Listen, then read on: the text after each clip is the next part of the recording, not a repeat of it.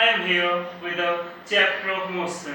It is your first chapter of physics and it is a very important chapter for you because इसके जो भी topic होंगे उसका आगे भी यूज होता रहेगा, यू नो दैट। और ये चैप्टर जो है, ये चैप्टर हमारे डेली लाइफ से भी रिलेटेड है, तो इसीलिए इसको अच्छे से हमें सीखना है, अच्छे से इसकी नॉलेज लेनी है। तो आइए हम स्टार्ट करते हैं आज का चैप्टर मोशन। तो आज का जो हमारा लेक्चर रहेगा जस्ट वो इस चैप्टर का इंट्रोडक्शन रहेगा, मतलब इसका इंट्रोडक्शन हमको ये करना है कि इसमें क्या क्या है।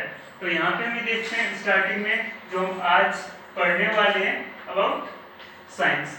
साइंस होता क्या है, उसके बाद हम यहाँ पे देखेंगे what is physics, then physical quantities, उसके बाद मोशन एंड रेस्ट। तो आज के हमारे इस लेक्चर के ये टॉपिक रहेंगे। तो आइए स्टार्ट करते हैं आज का first topic, what science. Science क्या होता है? तो अगर मैं आपको यहाँ पे बताऊं साइंस होता क्या है, तो यहाँ पे हम ऐसे बताएंगे कि मान लीजिए आपके पास एक ऑब्जेक्ट है, ठीक है। अब इस ऑब्जेक्ट की नॉलेज जो है उससे हमें इकट्ठा करना है। कैसे कर सकते हैं?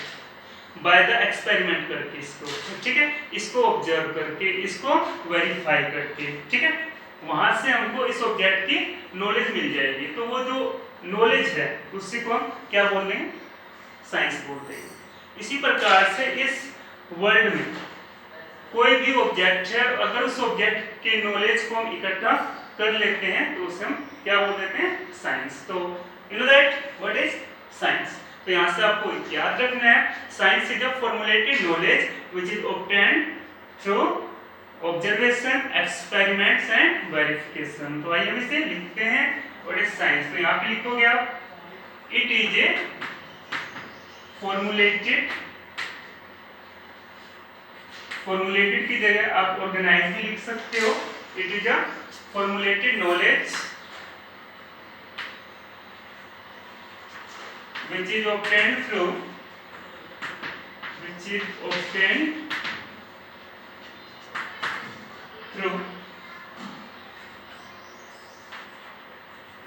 experiments, observations and verification, ठीक है। तो हमने यहाँ पे ये बताया कि साइंस होता क्या है। क्या होता है साइंस? क्या बताओगे? ये एक फॉर्मुलेटेड नॉलेज है, मतलब इकट्ठा किया हुआ ज्ञान है जो कि हमको कहाँ से मिलता है? Obtained through experiments, observation and verification. तो आई होप इसको आप इजीली याद रख सकते हो। उसके बाद आता है फिजिक्स क्या होता है, ठीक है। बिकॉज हम यहाँ से जो फिजिक्स का ये चैप्टर है उसको स्टार्ट करने जा रहे हैं तो हमको पता होना चाहिए फिजिक्स होता है क्या है। तो अगर मैं नॉन लिविंग थिंग्स की अगर हम यहाँ पे स्टडी कर रहे हैं, किसकी? नॉन लिविंग थिंग्स की, ठीक है, जो कि हमारे नेचर में है, तो उससे को हम क्या बोल रहे हैं? उसको बोल रहे हैं फिजिक्स। मतलब बेसिकली आपको यहाँ पे याद क्या रखना है? याद रखना है it is a branch of science, because यहाँ पे देखें तो ये एक इसी का हिस्सा है, ठीक है। और यहाँ पे दूसरी बात आपको याद रखनी है कि फिजिक्स में हम नेचर के बारे में स्टडी करते हैं, जैसे सन जो है कैसे राइज होता है, मोशन ऑफ द अर्थ, ठीक है। मतलब जो भी हमारे नेचर में फिनोमेना हैं, मतलब जो भी घटनाएं होती रहती हैं उसकी जो भी स्टडी होती है, इट इज कॉल्ड फिजिक्स। तो आइए हम लिखते हैं व्हाट इज फिजिक्स। तो इसमें लिखोगे आप, it is a branch of, it is a branch of science which deals with study of nature and natural phenomena,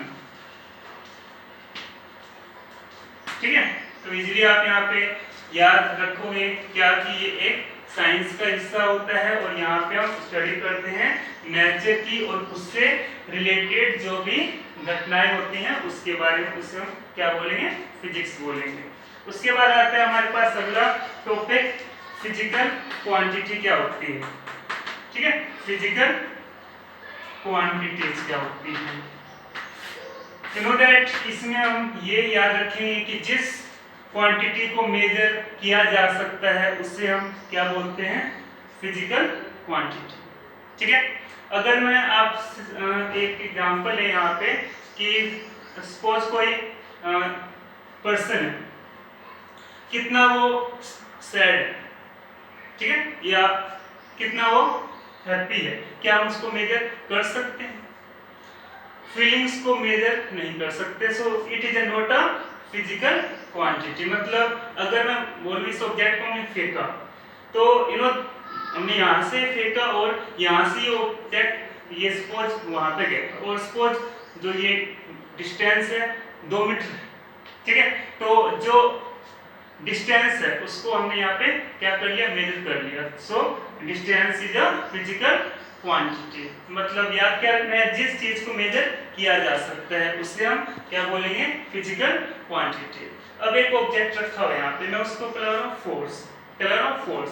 तो अब मैंने उस ऑब्जेक्ट पर कितना फोर्स लगाया, तो उस फोर्स को मैं यहाँ पे मेजर कर सकता हूँ। ठीक है, उसी प्रकार से ये जो ऑब्जेक्ट है इसका अगर हम वेट निकालें तो वेट भी निकाल सकते हैं, तो वेट भी यहाँ पे क्या होगा, फिजिकल क्वांटिटी होगा। तो आइए हम यहाँ पे लिखते हैं व्हाट इज फिजिकल क्वांटिटी। तो यहाँ पे लिखेंगे the quantity which can be measured, ठीक है, is called physical quantity. Okay, याद रख लेंगे आप, यहाँ पे मैंने बताया जिस चीज को मेजर किया जा सकता है उससे हम क्या बोलते हैं, उसे बोलते हैं फिजिकल क्वांटिटीज। ओके, इसके आप एग्जांपल नोट कर सकते हो, like force, weight, pressure, you know, ऐसे बहुत से एग्जांपल हैं। ठीक है, तो इतने एक बार आप नोट कीजिए, उसके बाद हम आगे करते हैं। ठीक है, तो देखिए यहाँ पे आगे अभी मैंने यहाँ पे बताया आपको फिजिकल क्वांटिटी क्या होती है, इसके बाद इसके टाइप्स। तो यहाँ पे याद रखना है, physical quantities are 2 types. Physical quantities are 2 types. कितने टाइप्स हैं इसके? 2। ओके, कौन कौन से हैं? फर्स्ट है आपके पास स्केलर क्वांटिटी, स्केलर क्वांटिटीज। दूसरा है आपके पास वेक्टर क्वांटिटीज। ठीक है, दूसरा क्या है? Vector quantities. तो यहाँ पे हम ये देखते हैं स्केलर एंड वेक्टर होता क्या है। You know that what is a scalar. Scalar में आपको याद रखना है ऐसी क्वांटिटी जिसका मैग्नीट्यूड होता है बट डायरेक्शन नहीं होता, उससे हम क्या बोलेंगे? स्केलर बोलेंगे। अगर मैं यहाँ पे आपको एक एग्जांपल में 2 पॉइंट मान लीजिए, point A and point B. ठीक है, अब यहाँ पे मानते हैं कि एक ऑब्जेक्ट यहाँ पे रखा हुआ है, इसको यहाँ पे पहुंचना है। ठीक है, अब वो जो ऑब्जेक्ट है वो ऑब्जेक्ट इस रास्ते से भी यहाँ पहुंच सकता है, इस रास्ते से भी यहाँ पे पहुंच सकता है, इस रास्ते से भी यहाँ पे पहुंच सकता है। तो मतलब यहाँ पे मैग्नीट्यूड तो है। मैग्नीट्यूड क्या होता है? नो मैग्नीट्यूड, पहले इसकी बात करते हैं मैग्नीट्यूड, उसके बाद आगे बताते हैं। मैग्नीट्यूड आपके पास होता है किसी भी न्यूमेरिकल वैल्यू के साथ किसी यूनिट का लिखा होना, उससे हम क्या बोलेंगे? मैग्नीट्यूड। मतलब सपोज यहाँ पे मैंने लिख दिया 4, क्या 4 यहाँ पे मैग्नीट्यूड है? नहीं, 4 मैग्नीट्यूड नहीं है। बट यहाँ पे क्या है? 4 किलोमीटर, तो 4 के साथ यहाँ पे क्या आ गया? एक यूनिट आ गई जो कि लेंथ को या डिस्टेंस को मेजर कर रही है। सो इसको मैं क्या बोलूंगा? इसको यहाँ बोलूंगा मैग्नीट्यूड। ठीक है, मतलब है क्या इसका? ये मतलब है किसी भी न्यूमेरिकल वैल्यू के साथ में यूनिट का लिखा होना, इट इज कॉल्ड मैग्नीट्यूड। याद रख लेंगे आप। अगर सपोज मैंने लिख दिया 500 kg, तो इसको मैं क्या बोलूंगा? इसको यहाँ बोलूंगा मैग्नीट्यूड। तो आपके पास जो स्केलर होता है उसमें मैग्नीट्यूड होता है बट डायरेक्शन नहीं होता, फिक्स नहीं होता। तो अभी मैंने यहाँ पे लिया था एग्जांपल कि सपोज एक ऑब्जेक्ट को यहाँ से यहाँ पे आना है, तो इसकी डायरेक्शन जो है फिक्स नहीं है, so it is what, it is a scalar quantity. तो इसके बहुत से एग्जांपल्स भी हैं जो कि आपको याद रखने हैं, जैसे कि डिस्टेंस हो सकता है, ठीक है, मास हो सकता है, टाइम हो सकता है, okay. So it is what, it is a scalar quantity. तो आइए हम यहाँ पे लिखते हैं, क्या लिखेंगे आप इसमें? इसमें आप लिखोगे those quantities या quantity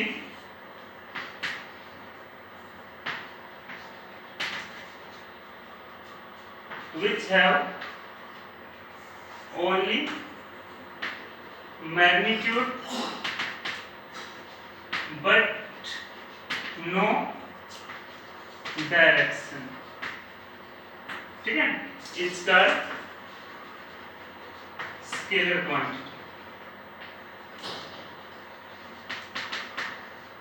ओके, याद क्या रखना है? याद रखना है कि ऐसी क्वांटिटी जिसका मैग्नीट्यूड होता है बट डायरेक्शन नहीं होता। इसके एग्जांपल आप यहाँ पे लिख सकते हैं। एग्जांपल पे मास हो जाएगा, डिस्टेंस, ठीक है, एंड टाइम भी हो सकता है, एटसेट्रा। ओके, उसके बाद बात करते हैं वेक्टर क्वांटिटी की। अब इसके अंदर मैग्नीट्यूड तो होता है, मतलब कि अभी मैंने एग्जांपल लिखा था 5 किलोमीटर, तो it is what, it is a magnitude. ये होता है एज वेल एज डायरेक्शन भी होती है कि ऑब्जेक्ट को किस साइड में मूव करना है, ठीक है। तो उसको हम यहाँ पे क्या बोलेंगे? इसको बोलेंगे वेक्टर क्वांटिटी। तो यहाँ पे हम क्या लिखेंगे? लिखिए आप, those quantity which have magnitude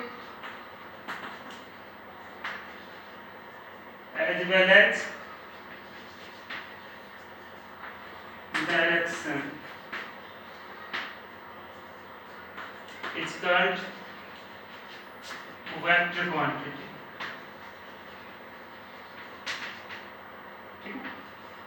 इसके एग्जांपल्स हैं, एग्जांपल्स आप यहाँ पे लिखोगे। सपोज आपके पास डिस्प्लेसमेंट है, फोर्स है, मोमेंटम, ऐसा, ठीक है।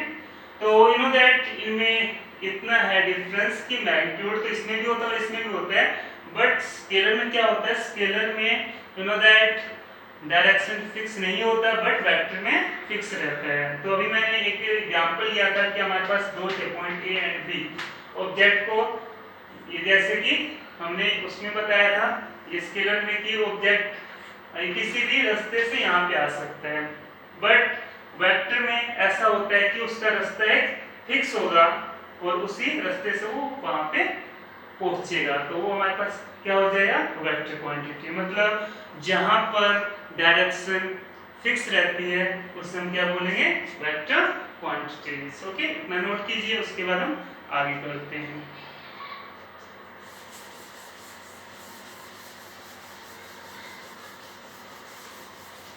उसके बाद हमारे पास यहाँ पे आता है मोशन क्या होता है। तो देखिए मोशन,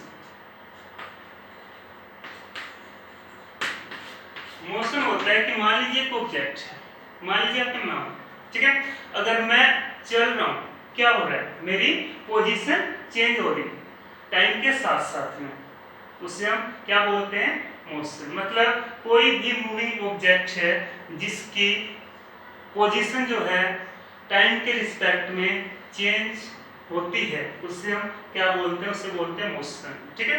मान लीजिए एक ऑब्जेक्ट है, इसको मैंने ऐसे फेंका, तो अगर इस ऑब्जेक्ट को मैंने ऐसे फेंका तो यहाँ पे ये क्या हो रहा है? इस ऑब्जेक्ट की जो पोजीशन है ये टाइम के साथ में चेंज हो रही है। It is what? It is a motion. तो यहाँ पे हम लिखेंगे क्या? The change in position of an object with respect to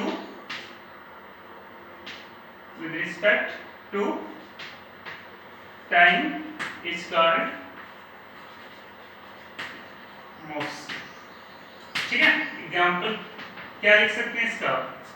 moving a car, कोई कार मूव कर रही है, ठीक है, मूविंग अ कार वो मोशन में है, ठीक है। उसके बाद वॉकिंग अ पर्सन, कोई पर्सन है वो वॉक कर रहा है, it is what, it is also a motion, ठीक है। मूविंग अ फैन लिख सकते हैं आप इसमें। तो ऐसे बहुत से आपके पास एग्जांपल है जहाँ पे ऑब्जेक्ट मोशन में रहता है, उससे हम क्या बोलेंगे, मोशन या मूव करता है। तो ठीक है, याद रख सकते हो। याद क्या रखना है कि अगर कोई भी ऑब्जेक्ट है उसकी पोजीशन टाइम के रिस्पेक्ट में चेंज हो रही है। अभी मैंने यहाँ पे एग्जांपल बताया था, और भी आपके पास बहुत से एग्जांपल मोशन के, दैट आप इनको याद रख सकते हैं मोशन क्या होता है। अगर इसको ग्राफ से मैं बताना चाहूँ तो मान लीजिए, देखिए या इधर हम रिप्रेजेंट कर रहे हैं टाइम को, इधर रिप्रेजेंट कर रहे हैं उसकी पोजीशन, ठीक है। अब अगर हम यहाँ पे इसको सेकंड में दिखा दें या मिनट में दिखा सकते हो, मान लेते हैं ये है 2 सेकंड यहाँ पे आते हैं, 4 सेकंड यहाँ पे, 6 यहाँ पे, 8 सेकंड, और इधर इसकी पोजीशन है, यहाँ पे मान लेते हैं 2 मीटर, 4 मीटर, 6 मीटर, 8 मीटर, और ये होता है ओरिजिन O। तो अगर यहाँ पे एग्जांपल में एक पर्सन है, सपोज उसने 4 सेकंड में 4 मीटर कवर किया, तो ये कहाँ पे आएगा, यहाँ पे आएगा, ठीक है। उसके बाद उसने सपोज 8 सेकंड में 8 मीटर कवर किया, तो यहाँ पे कहीं आ जाएगा, ठीक है। और हम पॉइंट्स को ऐसे मिला दो ओरिजिन के साथ में, तो ये यहाँ पे हमको ऐसे ही दिख रहा है कि ऑब्जेक्ट जो है मोशन में, मतलब उसकी यहाँ पे जो पोजीशन है वो टाइम के रिस्पेक्ट में चेंज हो रही है। तो मोशन का ग्राफ जो है हम ऐसे भी दिखा सकते हैं, इसमें भी हम ऐसे बताएंगे कि ऑब्जेक्ट की पोजीशन जो है टाइम के रिस्पेक्ट में चेंज हो रही है, ठीक है। तो इतना आप नोट कर लें, इसको बोलते हैं मोशन। उसके बाद करते हैं रेस्ट क्या होते हैं। तो इसलिए आप यहाँ पे याद रखोगे क्या कि कोई भी ऑब्जेक्ट अपने पोजीशन को टाइम के रिस्पेक्ट में चेंज कर रहा है, it is what, it is a motion. Note कर लें। उसके बाद हम करते हैं रेस्ट क्या होता है।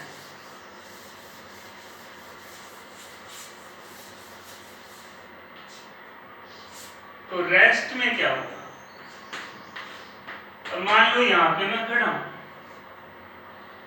टाइम तो ये कंटिन्यूअसली चेंज होता रहता है, ठीक है, बट अगर मेरी पोजीशन चेंज नहीं हो रही, it is what, it is a rest. Okay, मतलब कोई भी ऑब्जेक्ट है, उस ऑब्जेक्ट की पोजीशन टाइम के रिस्पेक्ट में चेंज नहीं होती है, उससे हम क्या बोलते हैं, उससे बोलते हैं रेस्ट, ठीक है। तो यहाँ पे हम क्या लिखेंगे, यहाँ लिखेंगे the does not change in position of an object with respect to time is called rest। Example क्या लिख सकते हैं, स्टैंडिंग अ पर्सन, कोई पर्सन है वो खड़ा है, ठीक है। Sitting a bird, sitting a bird, ऐसे, ओके। तो हमने यहाँ पे बताया कि कोई भी ऑब्जेक्ट है, अगर उस ऑब्जेक्ट की पोजीशन जो है टाइम के रिस्पेक्ट में चेंज नहीं हो रही, तो उससे हम क्या बोलेंगे, उससे बोलेंगे रेस्ट, ठीक है।